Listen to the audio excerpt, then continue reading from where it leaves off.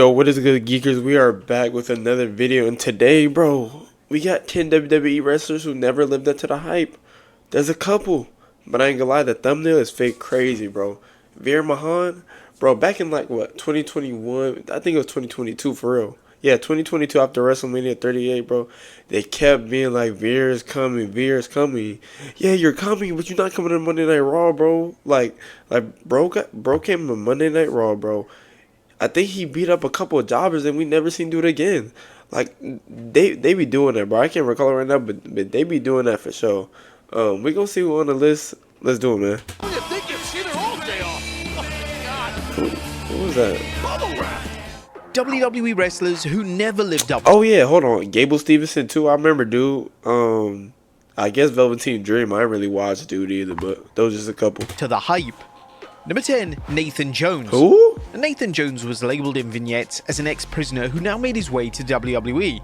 Jones was expected to be a big-time player by those backstage in WWE, and these expectations were mainly down to Jones's look, as to his credit, he had an insanely impressive physique. WWE were so sure that Jones was going to be a big deal that he would be presented as The Undertaker's protege, and he'd be initially booked to team up with The Undertaker to take on the duo of A-Train and The Big Show at WrestleMania 19. Yeah, I remember, dude. However, this was changed at the last minute as they realized that Jones simply wasn't ready for a featured match. Following WrestleMania 19, Jones was sent to OVW for more training, and he would make his return to WWE television in the fall of 2003. Upon his return to television, WWE tried to present him as a heel, as they clearly believed that being an ex-prisoner was more of a villainous trait. Yet again, WWE gave him a notable push, and they even booked him to be part of Team Lesnar at the 2003 Survivor Series event. Jones would ultimately fail to make a connection with the crowd, as the Ruthless Aggression era audience just had nothing to gravitate towards, and it certainly didn't help that Jones couldn't remotely deliver in the squared circle whatsoever. The man was clearly as greener as Tajiri's green mist.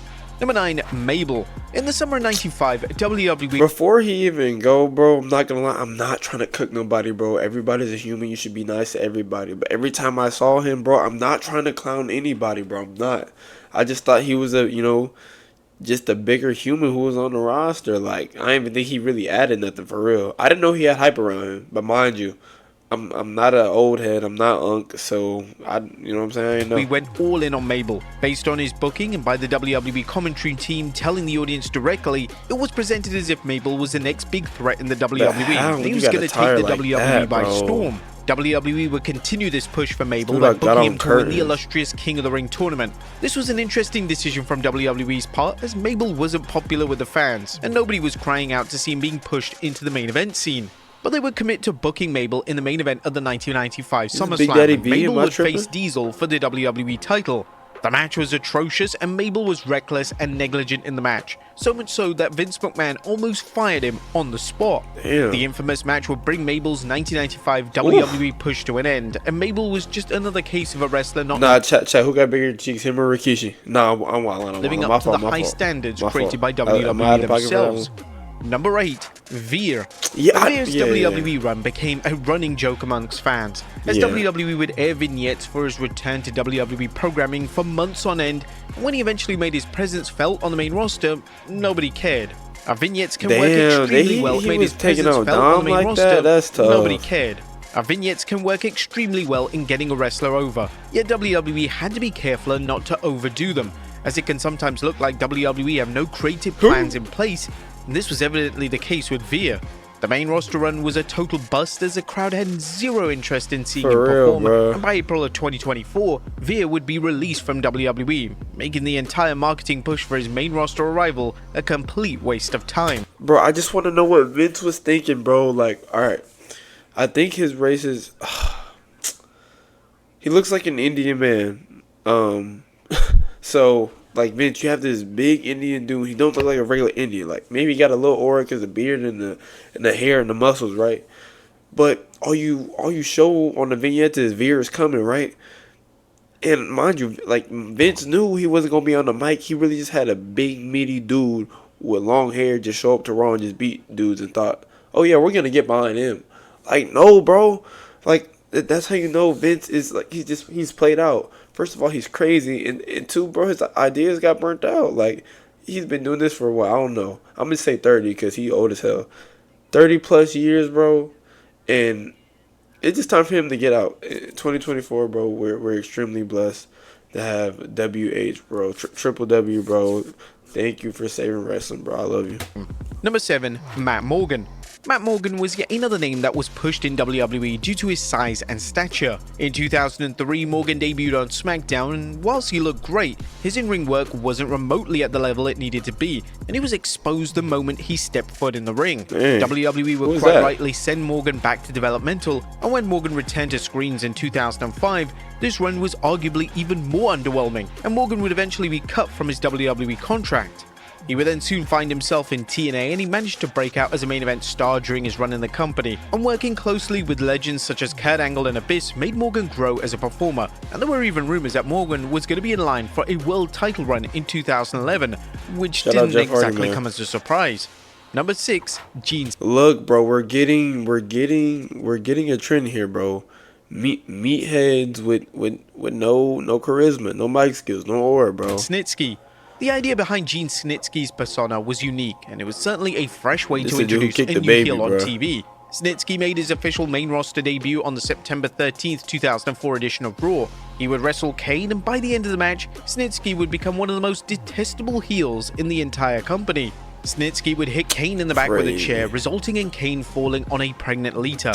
Snitsky would then become the new arch rival for Kane, and whilst this was a strong debut, the subsequent weeks and months pushed his character into parody territory as his segments became increasingly ridiculous and far-fetched.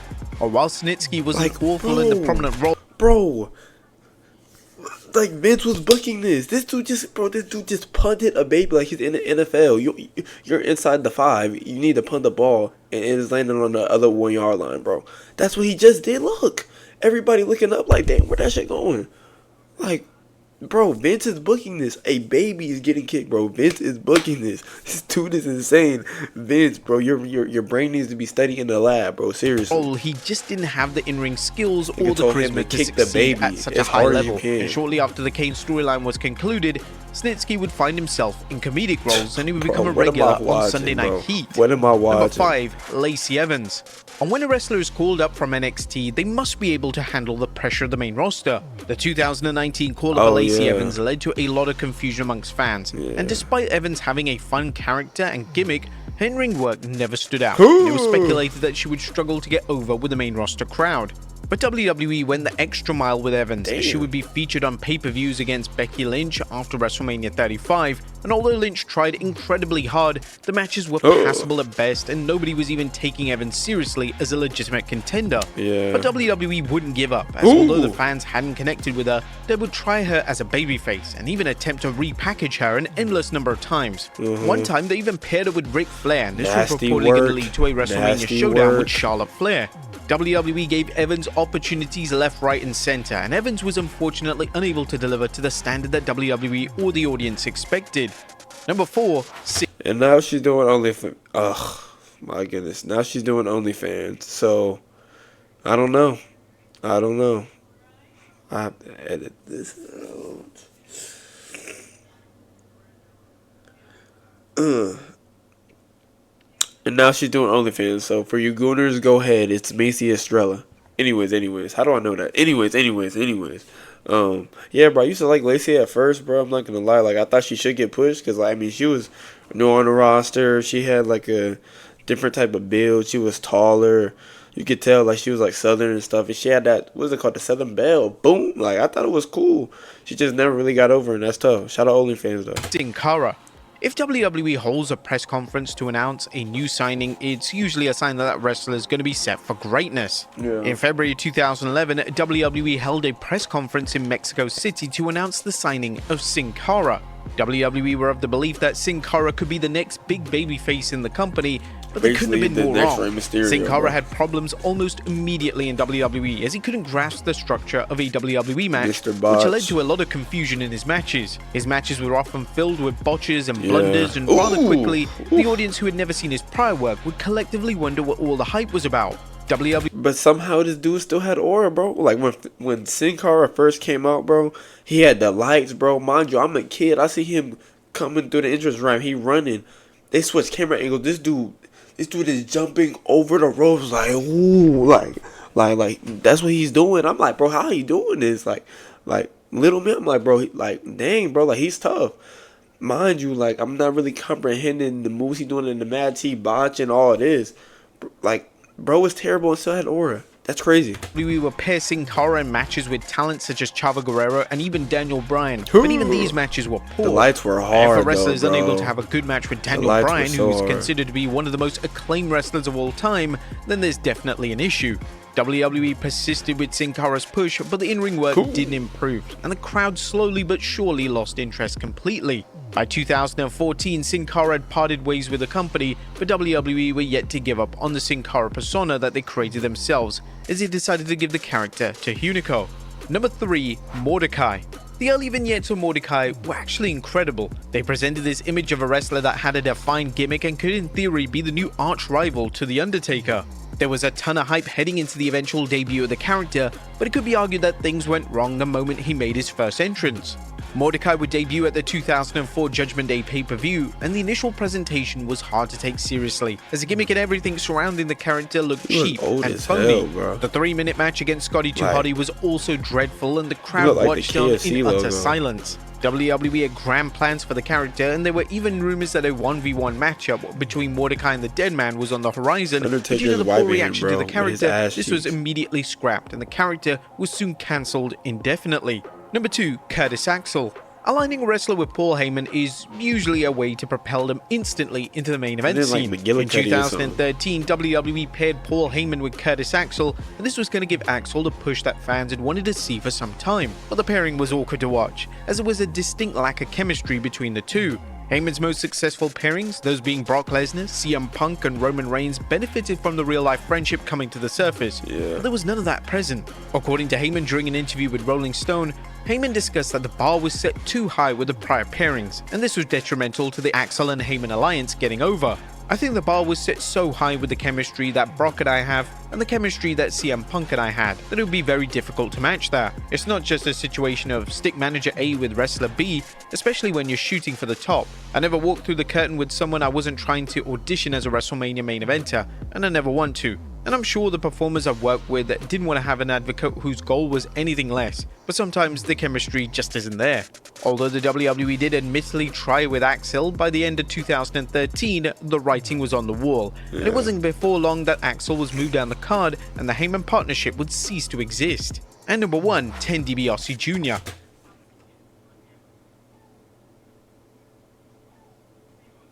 Bro, this dude Ted DiBiase. Like, bro, I'm not trying to even get on somebody. I'm trying to be a better person, bro. But this dude is number 1 on the basically the WWE bus list, bro. Like, what?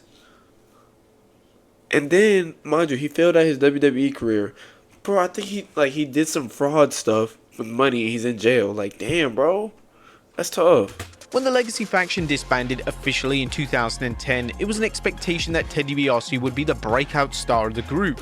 In reality, Cody Rhodes would take advantage of being booked in character-based roles, and these are roles that Cody excelled in. He was given numerous gimmicks, and he delivered the goods, and he managed to get organically over with the fans. Over a decade after the Legacy faction disbanded, Cody pretty much became the face of WWE, and he even main evented and won the WWE title in the main event of WrestleMania. But as for DiBiase, he struggled the moment and won the WWE title in the main event of WrestleMania. But as for DiBiase, he struggled the moment that the Legacy faction was over. DiBiase, without Randy Orton and Rhodes by his side, quickly faded into the background. He didn't have the charisma or the natural talent to stand on his own, and he was quickly exposed in a singles role. WWE's attempt to push him were pointless, as the crowd had already decided that DiBiase wasn't going to be the star everyone predicted. Now, the interesting thing about him was that in 2009, WWE Magazine released a special issue focused on tomorrow's champions. The cover featured names that WWE would believe would be future world champions in the company. The cover featured DiBiase, Kofi Kingston, Rhodes, John Morrison, and Evan Bourne. When this was released, DiBiase was without a doubt the odds-on favorite to win a world title first. But this never occurred, and only Kingston and Rhodes would go on to reach the upper echelon of WWE. Damn, Evan Bourne should have been. I don't even think he was. Maybe a United States champion. I don't know, but he should have had a championship besides tag. But anyways, bro, good video. Who do y'all think is the WWE's biggest bust, bro? Ted DiBiase is a disappointment. Like, that's tough. And Mr. Perfect Son too. Like, that's fake. Crazy. Rest in peace, Mr. Perfect. But Veer, bro, Veer I'll always remember, bro, because I had no idea what, like, I knew. Like, I feel like we all knew he was going to be a bust, but, like, bro, Vince, get that shit out of here, bro. Not, like, nowadays, they don't be doing that, like, because Veer was he even from NXT? Like, he was just some random wrestler. Nowadays, if they're doing, like, a vignette for somebody, they're coming up or something, like, Vince, you're crazy. But, yeah, let me know down in the comments. Like, comment, sub. I'll see y'all boys in the next one, man. Peace.